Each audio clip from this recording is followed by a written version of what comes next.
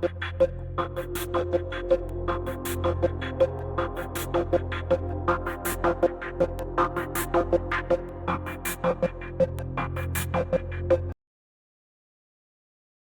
le dirías a tu papá? Pues que lo quiero mucho, que lo estimo y que espero que esta relación mejore ahora. De entre los muchos asesinatos que se cometen en el día, hay muchos que resultan a todas luces impresionantes. Pero no todos los asesinatos o los crímenes que se cometen sorprenden por su nivel de violencia. Hay muchos casos que sorprenden también por las razones por las cuales se cometen. Algunos crímenes se cometen por razones frívolas, como la envidia o la avaricia. Pero hay motivos mucho más sorprendentes. Hoy hablaremos del crimen cometido por una joven de 19 años en contra de su propia familia. El motivo por el cual lo cometió resulta, cuanto menos, impresionante, pues la joven empezó a relacionar a su familia con una especie de mal sobrenatural que la acechaba y terminó asesinando a su madre y a su hermana.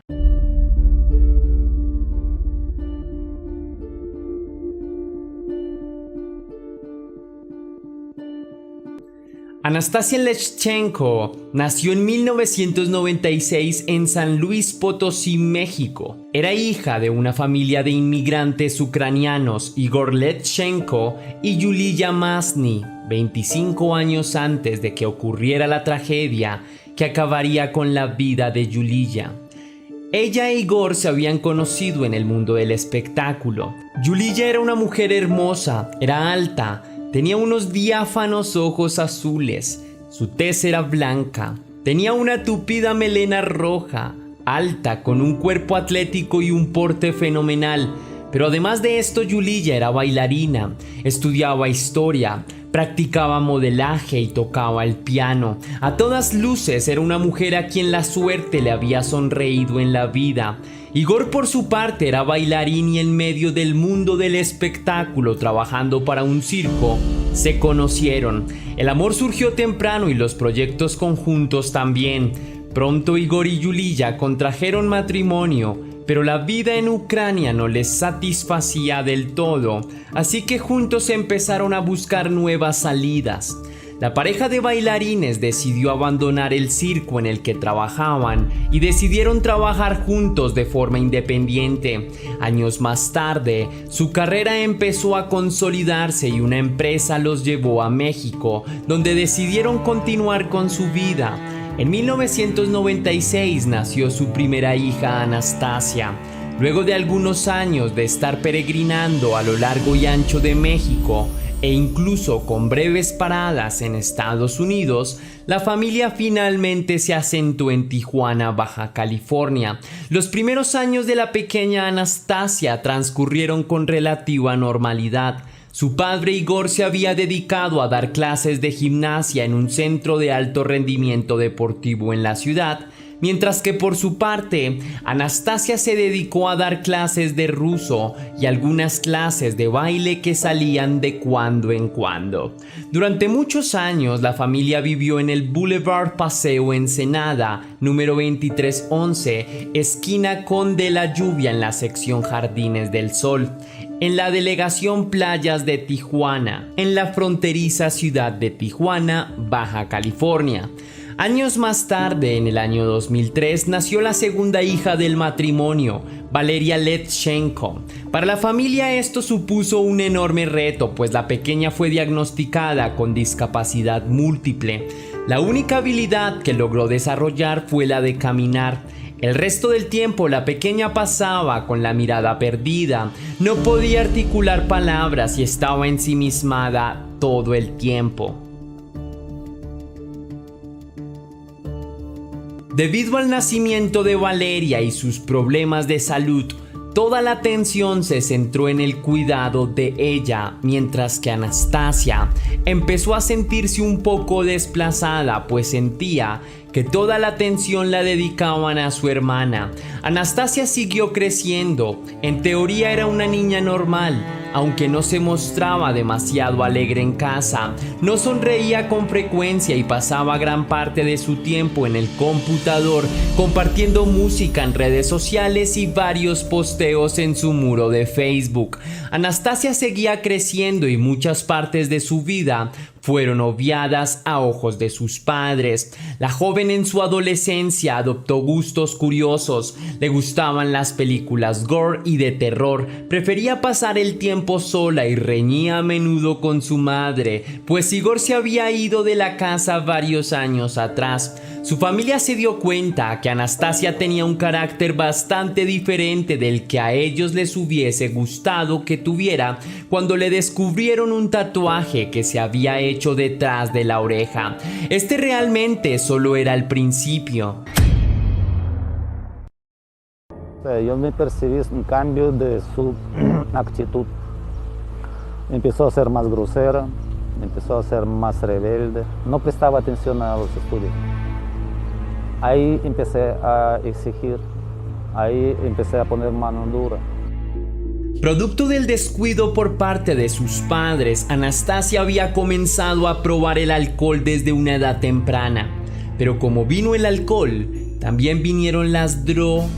La joven era una consumidora bastante activa y además de eso, tenía un carácter irreverente y no aceptaba las normas o las reprimendas con facilidad.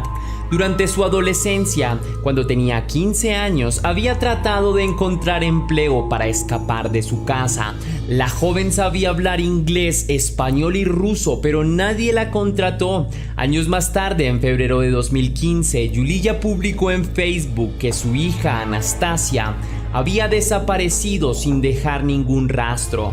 Los primeros días, Yuliya se comunicó con las autoridades y puso la denuncia por la desaparición de su hija. Durante una semana, la angustiada madre hizo lo posible para encontrar a su hija, pero esta no daba rastros de vida. Sin embargo, 9 días después de su desaparición, la joven empezó a tener actividad en Facebook y publicar contenido.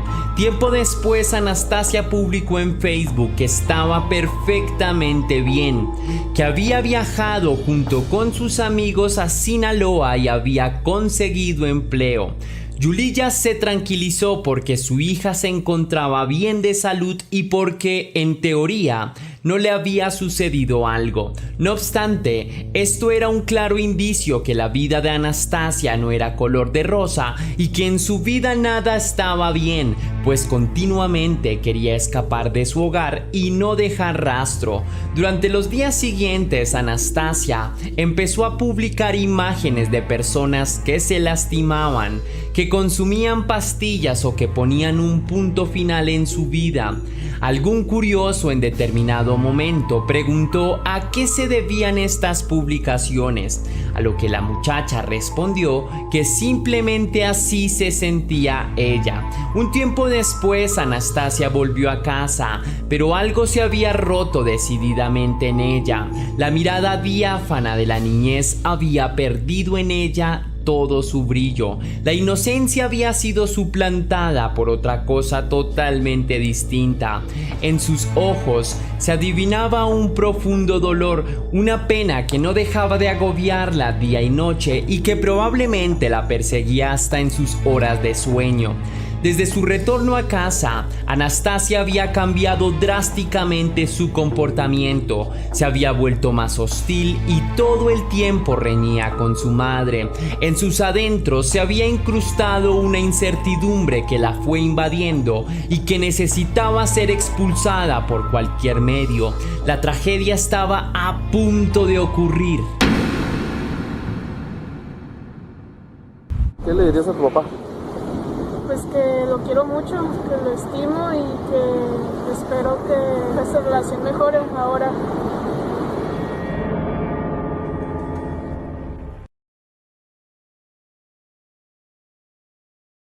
Mientras su madre pensaba que lo que atravesaba a su hija mayor era simplemente una etapa, Anastasia pensaba cosas muy distintas. Un pensamiento se había empezado a apoderar de su cabeza. Su madre y su hermana eran brujas. Naturalmente, este pensamiento no pudo haber surgido de manera espontánea y sin ninguna relación.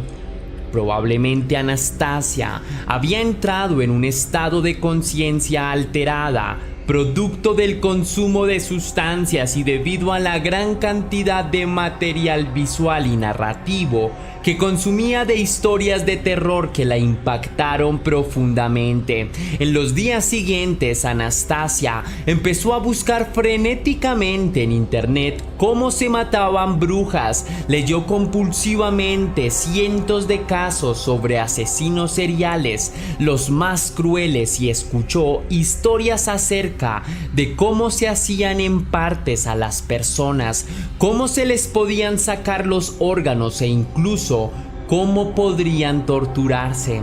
La desatención en la vida de Anastasia había causado un impacto muy fuerte. La chica había buscado un rumbo para su vida, pero este rumbo la llevó por caminos cerrados. El 7 de junio de 2015 fue día de elecciones en México.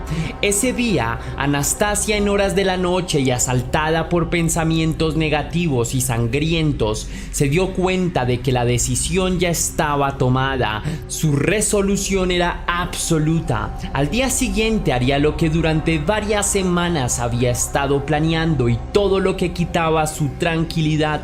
El 8 de junio, aquel aciago día empezó de forma casi natural para todo el mundo, salvo para Anastasia, quien desde la mañana había empezado a escuchar voces en su cabeza que le decían que tenía que asesinarlas, que ya no podía esperar más tiempo. Asaltada también por imágenes grotescas que se repetían una y otra vez en su cabeza y en un estado cercano a la psicosis, Anastasia actuó. En determinado momento del día vio que su madre se encontraba en el sofá, totalmente despistada. La joven entró a la cocina, tomó un cuchillo sin que su madre lo notara y posteriormente buscó una soga que ya había dispuesto para la tarea de acabar con la vida de su madre. Luego, sin previo aviso, la joven se ubicó en la espalda de su madre mientras ésta todavía veía la televisión. Tomó la soga y rodeó el cuello de Yuliya. Todo pasó demasiado rápido. La madre no puso resistencia y Anastasia empezó a asfixiar a su madre con todas sus fuerzas. Le sorprendió la poca resistencia que su madre puso, pero en ningún momento dejó de tirar con fuerzas. Así siguió hasta que un espasmo le indicó que la vida de su madre, a quien consideraba una bruja, había llegado a su fin.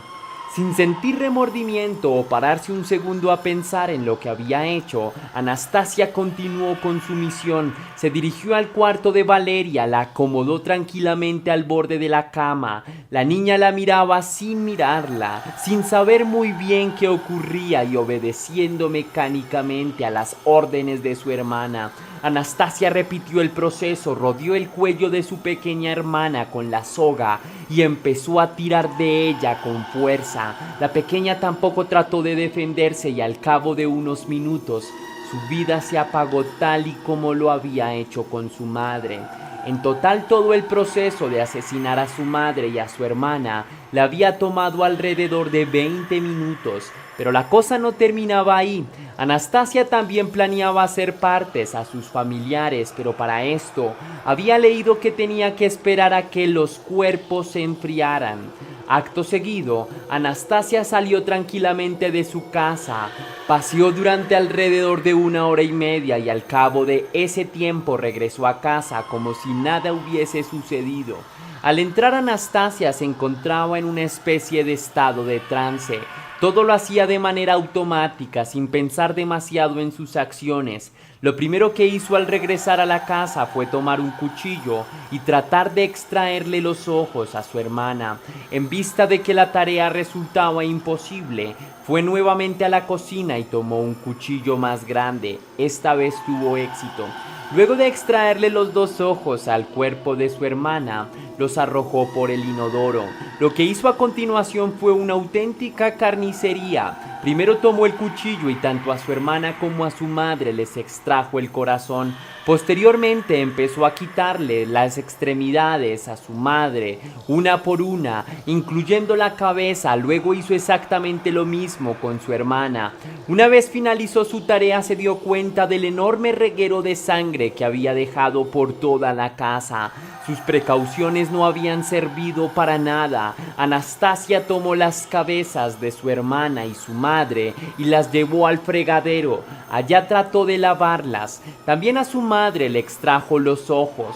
Después de todos estos eventos, Anastasia se sentía cansada, pues todo lo había hecho con un cuchillo y el proceso entero le había llevado más de 8 horas.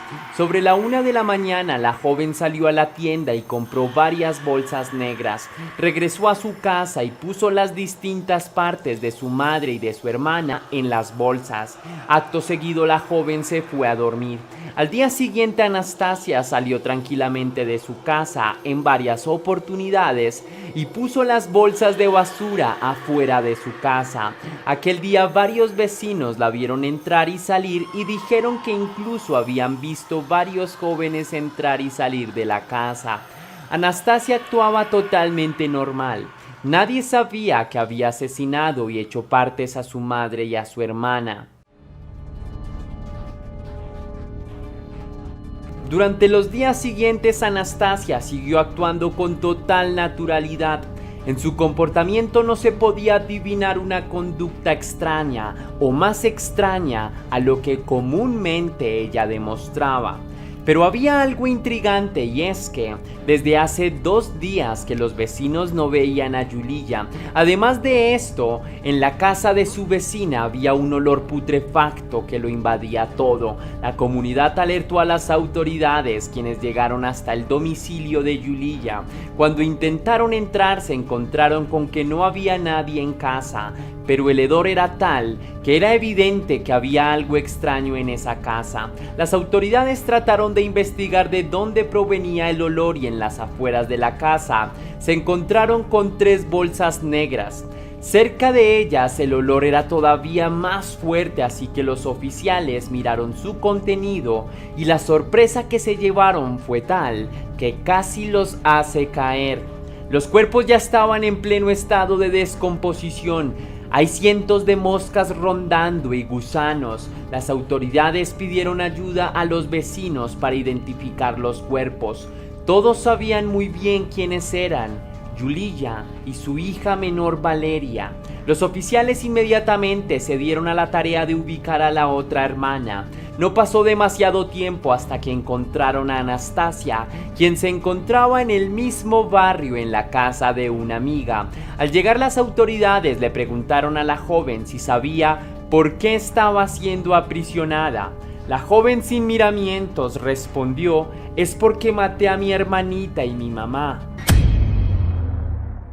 Un rato después de haberla capturado, los oficiales le preguntaron a la joven cómo lo había hecho todo y ella confesó. La confesión quedó grabada y fue difundida por varios medios. Una de las cosas más impresionantes es, por una parte, la frialdad con que la joven confiesa todo y, por otra parte, un aparente estado de trance en el que se encuentra. Los ojos de Anastasia se ven perdidos, su manera de articular palabras es confusa e incluso su manera de actuar, pese a su frialdad, denota una especie de desconexión total con la realidad. Otra particularidad que sorprendió a los oficiales es que cuando le preguntaron a Anastasia por qué había cometido este crimen, la joven dijo sencillamente que su madre y su hermana eran brujas y que continuamente le hacían cosas malas. Para ella sus actos eran lo correcto. Aunque la joven había confesado el crimen, las autoridades también entrevistaron a Igor Letchenko. El hombre dijo que el último día que había visto a su familia fue el 7 de junio de 2015, el día de las elecciones, y que en adelante no había sabido más de ellas, pese a que se había tratado de comunicar. El hombre tenía una muy buena coartada y parecía ser totalmente inocente de lo que había ocurrido. Por su parte, Anastasia, una vez fue interrogada, contó con todo lujo de detalles cómo había cometido el crimen. También dijo que su madre era una bruja y que su hermana era una especie de títere. Anastasia contó que sentía cómo en las noches la pinchaban por medio de brujería y cómo le hacían daño. Las autoridades hicieron todas las averiguaciones pertinentes y todos los indicios indicaban que Anastasia había sido la única autora intelectual y material del crimen. Además, la joven confesó que en todo momento era consciente de lo que hacía y que no había consumido ningún tipo de sustancia. Por ese motivo fue ordenada su prisión preventiva. Días más tarde, la joven salió libre por un error burocrático, por una orden mal emitida y porque supuestamente no habían pruebas suficientes para encarcelarla. Durante cerca de 2 semanas, Anastasia pudo caminar libre por las calles de Tijuana ante los ojos atónitos de todas las personas que no entendían cómo había podido dejarla libre la jueza que lo hizo. La comunidad en general argumentaba que el video era prueba suficiente de los actos cometidos. No obstante, la fiscal encargada dijo que esto no probaba nada, puesto que la joven se veía que no estaba completamente en sus cabales. Días más tarde, el 19 de junio, la joven fue puesta tras las rejas nuevamente. Luego de su recaptura, la joven se retractó de su confesión y argumentó que todo lo había dicho porque la policía la había forzado. Dijo también que había sufrido de intimidaciones y que lo había dicho porque había sido forzada. Luego de esto, la joven argumentó otra versión de lo que había sucedido, pero las autoridades desconfiaron de esta nueva confesión. La joven también le contó a su defensa que ese día estaba bajo sustancias ilícitas y que la confesión que había sido grabada había sido totalmente forzada y que incluso los policías habían abusado de ella. Esto para algunas personas tenía sentido. Sin embargo, en el celular de la joven se encontró un video grabado por ella misma días antes de que fuera capturada, en el que confesaba haber asesinado a su madre y hermana. Además, la segunda versión de los hechos que contó contrastaba con otros testimonios recogidos por las autoridades. No obstante, después las autoridades realizaron pruebas de ADN en las armas homicidas y encontraron nada más y nada menos que un ADN que pertenecía a un hombre y que no tenía ningún parentesco con la joven. A día de hoy han pasado cerca de 8 años desde que Anastasia ingresó a la cárcel. De ser hallada culpable, su pena podría ascender a 80 años de prisión. Todavía quedan muchas incógnitas en este caso. Espero que el tiempo pueda aclararlas todas. Una de las tantas consecuencias que han tenido en nuestras vidas las redes sociales es que nos han llevado a idealizar a las personas que vemos a través de nuestra pantalla, lo que nos hace ignorar que detrás de cada post, video o foto que vemos en Instagram, Facebook, Twitter o cualquier otra red social, siempre hay una intención y una forma de mostrarle al mundo única y exclusivamente lo que queremos mostrar. Si lo pensamos, no muchas personas muestran en redes sociales sus más profundos secretos, miedos o incomodidades. Lo que vemos en nuestras pantallas muchas veces no pasa de ser un pequeño fragmento de la vida de una persona que se cristaliza en el tiempo para que otros la vean. En ese orden de ideas, a veces olvidamos que detrás de cada rostro feliz o detrás de la figura perfecta que nos muestran nuestros modelos favoritos, también pueden existir depravaciones y pensamientos oscuros que se esconden en el interior de sus cabezas y los que, en circunstancias normales, nunca podríamos llegar a conocer. El día de hoy, detrás del rostro angélico, de la figura estereotípica y del estilo aparentemente perfecto, habitaba una mujer capaz de asesinar de manera cruel y no sentir ni un atisbo de resentimiento.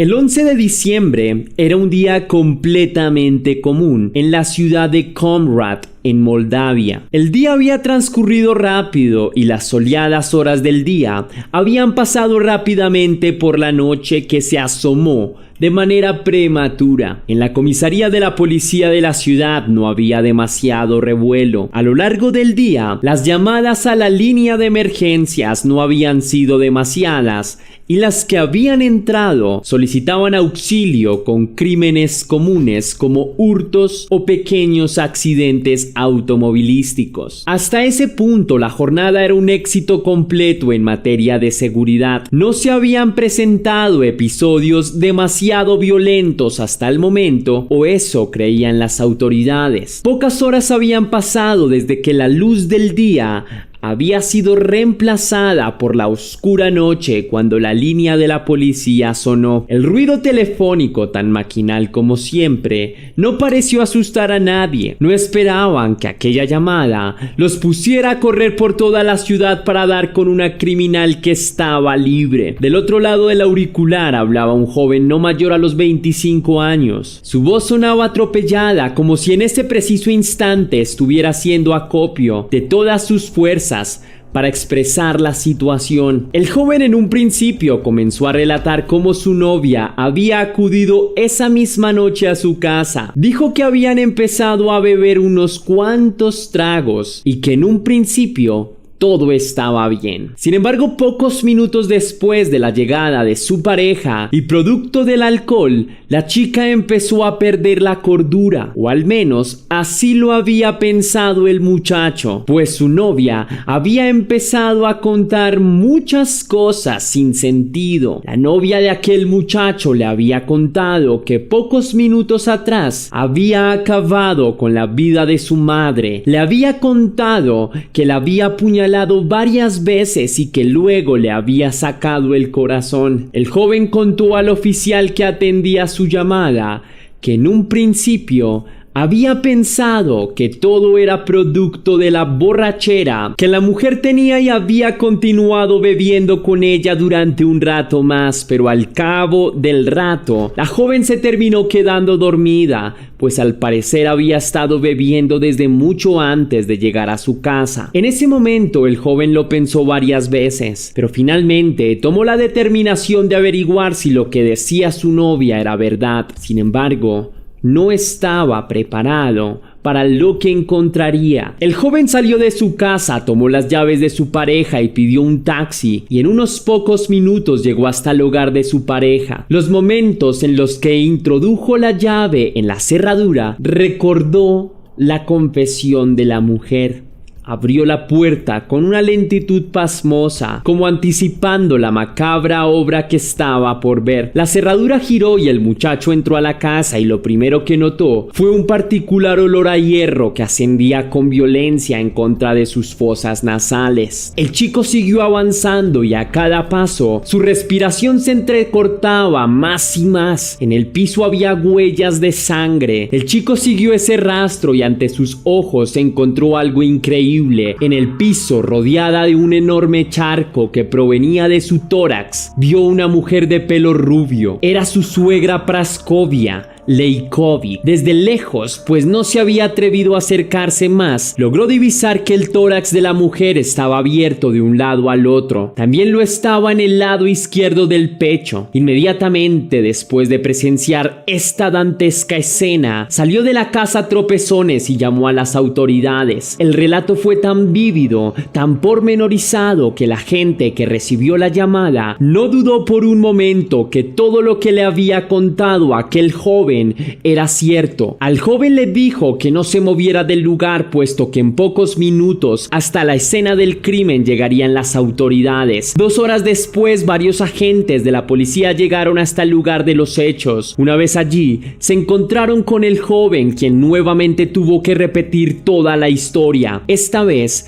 los oficiales tampoco dudaron de lo que el joven decía. Además, por su actitud y la forma en la que contó lo sucedido, principio creyeron que no tenía absolutamente nada que ver. Luego del corto interrogatorio, los oficiales entraron a la escena del crimen y además de lo que había encontrado aquel joven, fueron testigos de una escena que seguramente recordarán a lo largo de sus vidas. Los policías encontraron el cuerpo sin vida de Praskovia Lejkovic, pero además de lo presenciado por el joven, también confirmaron que a la mujer le habían extraído las entrañas. Era casi como si un forense la hubiera diseccionado, pues también su corazón había sido extraído. Luego de examinar con más detenimiento el lugar del crimen, los policías encontraron en las bolsas de la basura varias de las partes del cuerpo que le habían sido extraídas. Ahora la policía tenía una misión.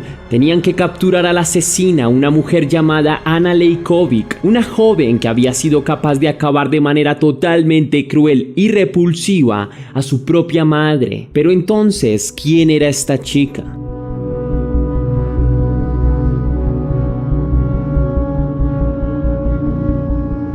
Anna Lejkovic nació en 1999 en Moldavia. Su padre desde siempre había ostentado una excelente posición en la escala social, pues era dueño de una importante granja avícola. Así que desde muy joven el dinero no había sido un problema para Anna Lejkovic, que lo había tenido todo a pedir de boca. Pero el padre de Anna, Vasily Aladov, no era conocido únicamente por su dinero y su excelente posición económica. Además de eso, era bastante recordado en la ciudad de Komrad, pues había sido candidato para ocupar un cargo público. No obstante, debido a que no consiguió las firmas necesarias, no pudo participar en la contienda. Y ante esta situación, la manera de actuar del individuo había sido sorpresivamente violenta, pues había amenazado a su contrincante con atropellarlo. Además de esto, el hombre había utilizado groserías en la televisión pública, algo que dejó un indeleble recuerdo en la memoria de sus conciudadanos. Para el momento en que ocurrió el caso que terminó con la vida de Praskovia Lejkovic, la pareja ya se había separado. Vasily, por su parte, tenía un hijo con otra mujer, mientras que Praskovia vivía en Alemania. La mujer había empezado a ejercer la medicina en ese país desde que su hija era bastante joven, por lo que Anna había pasado largas temporadas de su vida en Alemania. No obstante, la joven vivía sola desde hacía ya algunos años. Su belleza y su costoso estilo de vida cimentaron su rápido ascenso en redes sociales. Anna solía subir postales suyas viajando, posando con ropa costosa o simplemente disfrutando de su vida. Quienes conocían a Anna sabían que ese estilo de vida se lo podía permitir gracias al dinero de su padre, quien la mantenía y le pagaba sus estudios de medicina. Pero para quienes solo conocían a Anna por Instagram, era incomprensible cómo una joven estudiante de medicina podía vivir con tantos lujos. Por este motivo, la joven empezó a ganar adeptos en Instagram, llegando a tener cerca de 10,000 seguidores y no pocos admiradores de su belleza y de su ostentoso estilo de vida. Pero esta era solo la fachada de la vida de Anna. Detrás de todas estas fotos, entrenando en gimnasio, posando en la Torre Eiffel en Francia o en preciosas playas, había una joven trastornada y que no podía tomar el control de su vida. Anna estaba al borde del alcoholismo y solo un mes antes de que acabara a su madre, había tenido una sobredosis de sustancias ilegales. Lo que Anna reflejaba en las redes sociales no era ni la sombra de lo que era en la vida real. Una joven con muchas carencias que se ocultaba tras la máscara de la bebida y las sustancias. Una joven que no encontraba refugio ni confianza en su familia y que creía que solo con amigos, sustancias y bebida tendría el control de su vida. Irónicamente, todo apunta a que este fue el detonante que la llevó a cometer su horrible crimen.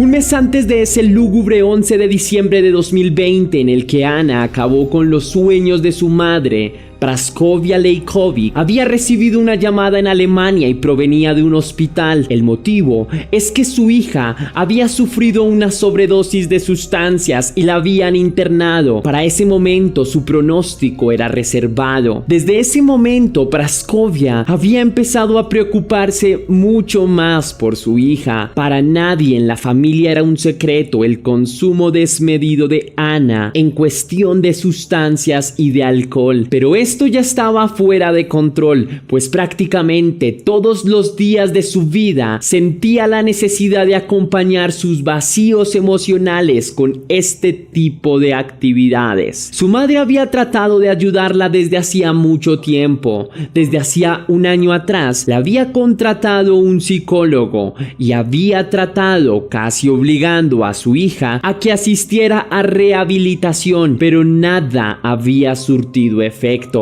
Ana simplemente no permitía que nadie la ayudara. Quería seguir hundiéndose en esa espiral sin salida. Anhelaba con ansias muy oscuras tocar más fondo en su vida, sin saber que sus deseos podrían hacerse realidad. Pese a que Ana estudiaba medicina, lo que supondría un proyecto dentro de su vida, para ella no había nada que prendiera motivación en su incomprendida vida. En vista de esta situación, luego de que Ana fuera dada de alta, su madre se comunicó con ella. Ese día tuvieron una fuerte discusión, pero sirvió para que Praskovia se diera cuenta de que su hija necesitaba ayuda de manera inmediata. Durante un mes estuvo planeando su viaje, adelantaba trabajo, se comunicaba con sus jefes y arreglaba todo cuanto pudiera. Finalmente dejó todo programado y el 11 de diciembre partió desde Alemania a Moldavia para hablar seriamente con su hija. Ese día en la tarde la mujer arribó a Comrad, al apartamento de su hija Ana. Todo parece indicar que antes de que la mujer fuera acabada, se produjo una fuerte discusión entre madre e hija y el fatal desenlace fue el que le cobró la vida a la víctima.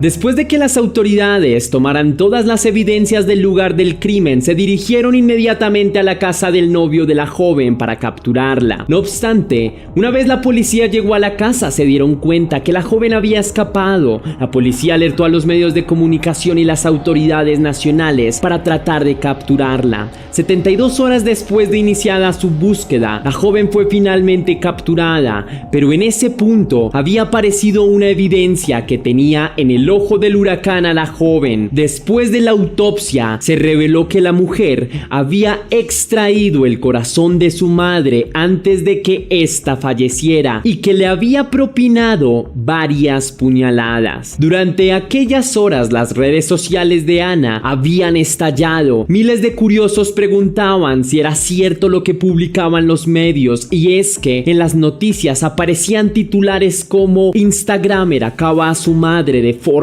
brutal". Una vez la joven fue capturada, fue llevada ante la fiscalía. Existen varias grabaciones en las cuales se ve como Ana, mientras se hacen papeleos o se intentan esclarecer los acontecimientos, está acostada en el tribunal jugando con sus uñas. También cuando se percata de la presencia de las cámaras de distintos medios de comunicación, se muestra coqueta y sonríe. Cuando le han preguntado por el motivo por el cual terminó con la vida de su madre, simplemente se ríe y se despide de quien se lo pregunta. Se cree que el motivo por el cual la joven eliminó a su madre es porque Praskovia la habría amenazado con internarla en un centro de rehabilitación. De ser hallada culpable, Ana Leikovic podría pagar una pena de entre 20 años a cadena perpetua.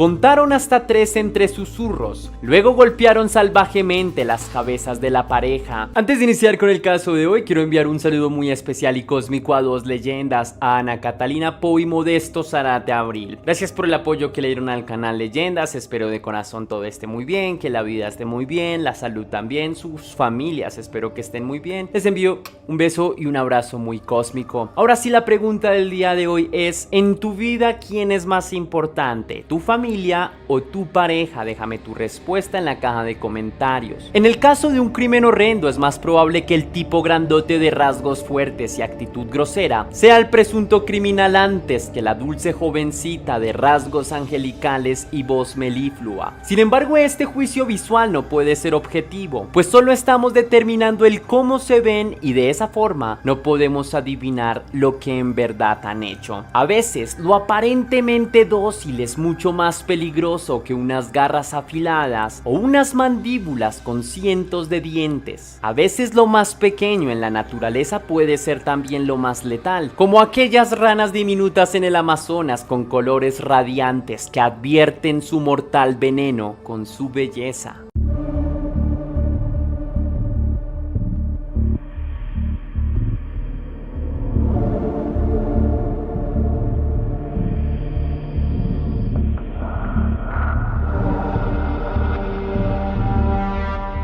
Manfred Albrecht von Richthofen, mejor conocido como el Barón Rojo, fue un destacado soldado alemán que participó en la Guerra Mundial como piloto de cazabombarderos. Cuentan que consiguió derribar más de 100 aviones durante la guerra, pereciendo el 21 de abril de 1918. A su nombre se han hecho canciones, libros y películas. Susan von Richthofen, descendiente del Barón Rojo, es una hermosa joven de cabellos dorados de 18 años, que posteriormente le conocerían como el demonio rubio, heredera de una millonaria fortuna, pues es descendiente de una respetada, influyente y poderosa familia alemana. Los Richthofen habla 3 idiomas, entre los que comprende el portugués, inglés y alemán. La chica desde pequeña vive en Brasil, en Sudamérica, con su familia. Era amante de la danza, razón que la llevó a practicar el ballet, y era un amante de la música. La mujer se destacaba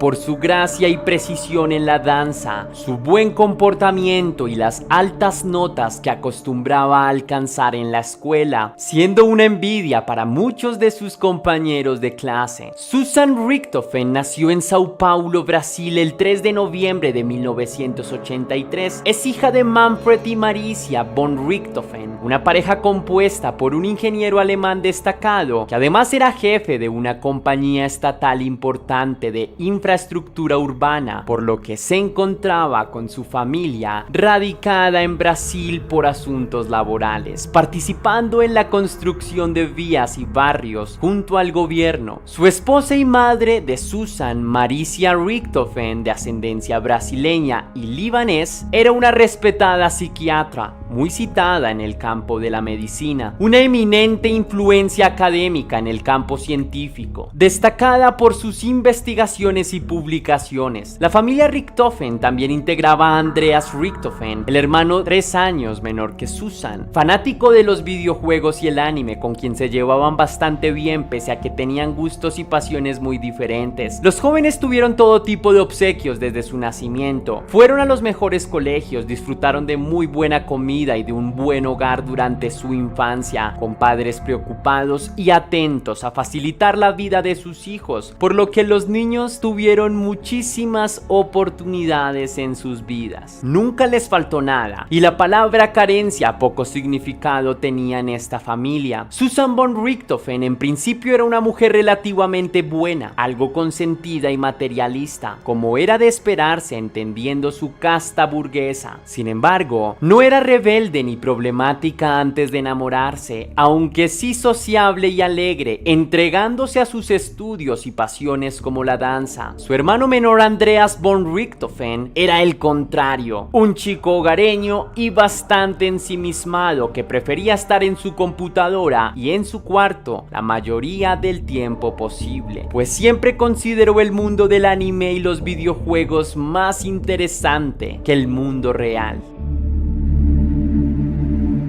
Una tarde de 1999, la familia paseaba por el parque cuando vieron a un chico piloteando un avión a control remoto. La actividad les pareció curiosa y decidieron observar de cerca. Andreas en particular quedó fascinado ante el artefacto aéreo, haciéndose amigo del piloto, quien le permitió maniobrar el avión eléctrico en cuestión de minutos y una breve interacción. Los padres no vieron peligro alguno en esta socialización, por lo que se acercaron a conocer al chico intercambiando teléfonos y posteriormente siguiendo su camino. Durante el recorrido de regreso a casa, el hijo menor de la familia no paraba de mencionar lo divertido que fue maniobrar el avión de ese chico que acababan de conocer. Pero ¿quién era este chico?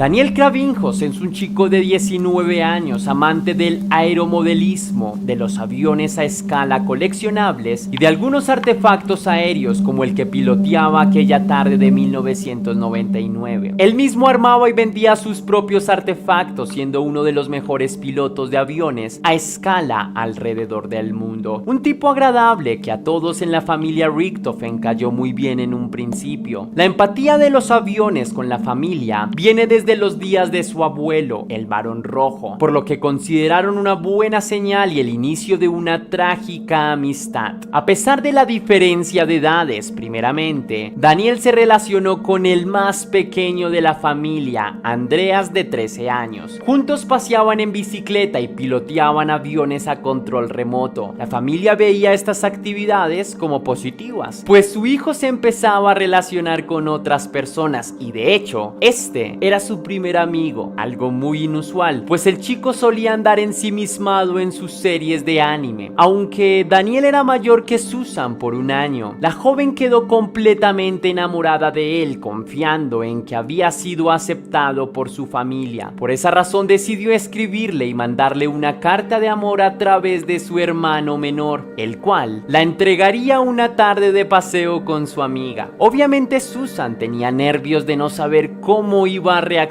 él. No quería pretender ser una lanzada, pero se moría de ganas de saber si él estaba interesada en ella. Daniel Kravinhos, al leer la carta, se llenó de emoción y felicidad. Su amor era correspondido. Al poco tiempo se hicieron amantes con Susan, pero la relación se tornaría demasiado intensa en poco tiempo, volviéndose obsesiva. Se sacaban fotografías a escondidas para guardar en extraños altares, exaltando a su pareja con velas y rezos. Mandaron a hacer cojines impresos con el rostro del otro y este tipo de acciones hacía que su amor rayara con lo enfermizo, por lo que las cosas no demorarían en salirse de control. Susan perdería su virginidad en un motel de Brasil junto a Daniel, mientras estaba bajo los efectos de asuntos ilegales y ebria. Todo esto, por supuesto, a escondida de sus padres. El cuarto de hotel donde sucedió su noche de pasión sería más recurrente con los días, en un frenesí emergente de consumo de la planta verde que es ilegal en muchos países. Sustancias ilegales, bebidas embriagantes, cigarrillos y muchos ratos íntimos. De manera sorprendente, Andreas Richthofen visitaba a su hermana y a su amigo en el hotel, donde en ocasiones se unía a este frenesí de consumo, obviando los ratos íntimos, por supuesto.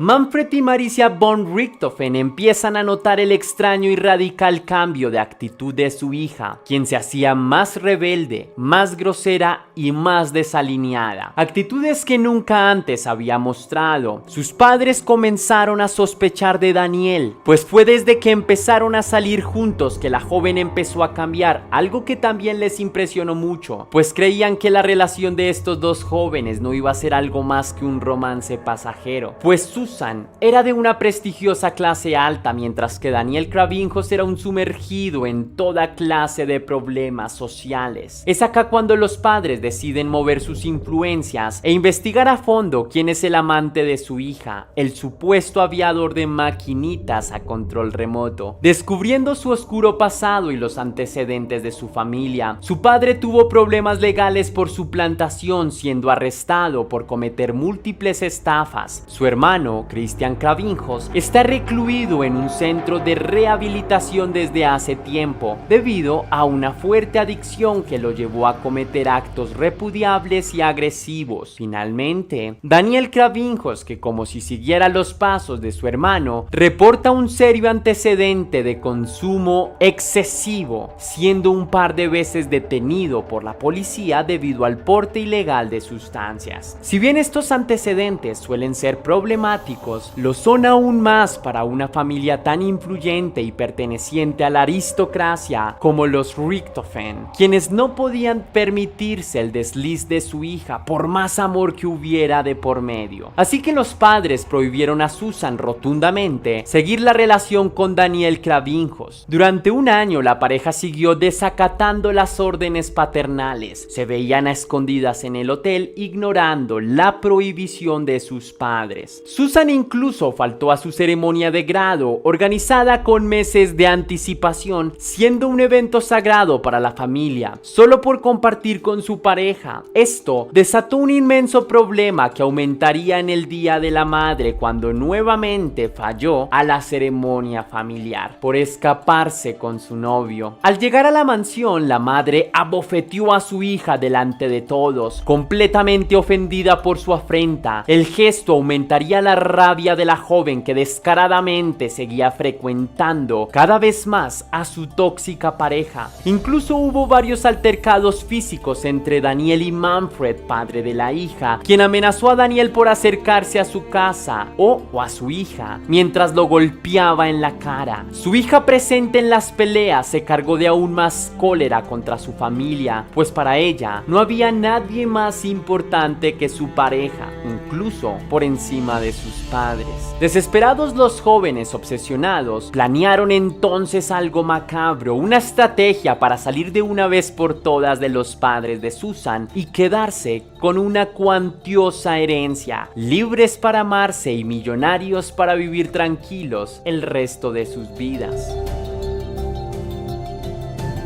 El 31 de octubre de 2002, un día después de celebrar la noche de Halloween, Daniel y Susan ejecutaron su macabro plan. Antes del hecho, desactivaron las cámaras de seguridad y las alarmas de la mansión de la familia Richtofen. Susan lo hizo 2 días antes, posteriormente de deshacerse de Andreas, el hermano pequeño, a quien llevaron a un cibercafé en la noche para que se distraiga jugando videojuegos online hasta el día siguiente. Actividad que para este punto no podía realizar en su casa, pues era mal vista por sus estrictos padres. En horas de la madrugada, la pareja se fue en su auto a recoger al hermano de Daniel, Christian Cravinhos, quien los esperaba con 2 barras de hierro huecas para ejecutar su plan. Christian recibiría una comisión por sus servicios. Luego, los 3 se dirigieron a la mansión familiar. Al llegar a la casa, los padres de Susan dormían profundamente, por lo que los hermanos desenfundaron las barras de hierro huecas y se dirigieron a la recámara, mientras la muchacha rubia se tapaba los oídos para no oír los clamores de sus parientes. Daniel acabaría con Manfred, Christian acabaría con Maricia. Contaron hasta 3 entre susurros, tras posicionarse junto a sus víctimas. Luego golpearon salvajemente las cabezas de la pareja. Manfred murió tras el primer impacto, pero Maricia sufrió bastante antes de morir. La pobre psiquiatra recibió varios golpes que no la acabaron por completo, por lo que puso su mano para defenderse, la cual también se rompió. Finalmente fue ahogada con una toalla mientras sangraban sus heridas. Susan, quien esperaba en la planta baja de la mansión a que acabaran con sus padres, buscaba dinero, joyas y artículos de valor para pagar a sus cómplices y disfrazar la escena del crimen como si se tratara de un robo inescrupuloso. Luego de un rato, la pareja se arregló y encendió su auto, despidieron al hermano cómplice de Daniel y recogieron a Andreas Richtofen en el local de videojuegos. De vuelta los 3 hacia la mansión. Al llegar a casa, descubrieron de forma descarada los cuerpos sin vida de sus padres. La pareja pareja fingió sorpresa, pero el joven Andreas se desgarró en llanto. Llamaron a la policía, quien nota luego de investigar que no se trató de un hurto, sino de un crimen filial. Luego de varios errores en la escena del homicidio y actos que sucederían días después, los medios de comunicación abordaron el crimen y lo emitieron alrededor del país, haciendo del caso un tema mediático debido a las personas influyentes de quienes se trataba el crimen. 2 días después del crimen, la joven pareja celebró una fiesta en casa a nombre de su emancipación, lo que no es un gesto mínimo de remordimiento para los investigadores. Daniel Kravinhos compraría una motocicleta costosa a los pocos días, luego de no tener ni siquiera un trabajo estable. Son detenidos por la policía y confesaron su crimen luego de un extenso interrogatorio, donde involucraron a Christian Kravinhos, su hermano Daniel, y a Susan. Cada uno se incriminó mutuamente. En el año 2006, tras 4 años de investigación rigurosa, por fin serían juzgados por el crimen de la pareja von Richthofen. Durante el tiempo de investigación, los 3 jóvenes pasaron 4 años en prisión preventiva. Andreas fue manipulado por su hermana, persuadido para escribir una carta de perdón a su hermana, autorizándola para recibir la herencia que había perdido por ley. El material fue desclasificado. Las pruebas en el juicio eran evidentes. Los 3 implicados fueron condenados a 39 años de cárcel. Actualmente Susan está casada con un empresario del mundo del transporte con pésima reputación. Se cuenta que al salir de prisión será pastora de la iglesia. Tiene claro que jamás podrá acceder a la cuantiosa herencia de sus padres, a quienes acabó de manera cobarde, siendo exclusivamente Andreas Richthofen el único heredero tras la fortuna del Barón Rojo. Hasta aquí llegó el caso de hoy. Si te gustó la investigación de este video, déjame saber con un misterioso like. Además, recuerda seguirme en todas mis redes sociales para que tú y yo estemos aún más en contacto y para que tengas más información sobre esta temática del True Crime. Si quieres hacer una pequeña donación para la producción de Test Misterios, puedes hacerlo de 2 maneras. La primera, con el botón de super gracias, que se ubica allí abajo justo al lado del botón compartir, o la segunda, con PayPal, ya que tienes el link en la descripción y además en el comentario fijado. Si lo haces de cualquiera de estas 2 formas, recibirás un agradecimiento personalizado y un saludo de mi parte en un próximo vídeo. Ahora sí, sin más que añadir por hoy, mi querida leyenda, recuerda que las dudas te acompañan, que misterios somos y que tú y yo nos vemos en un próximo caso.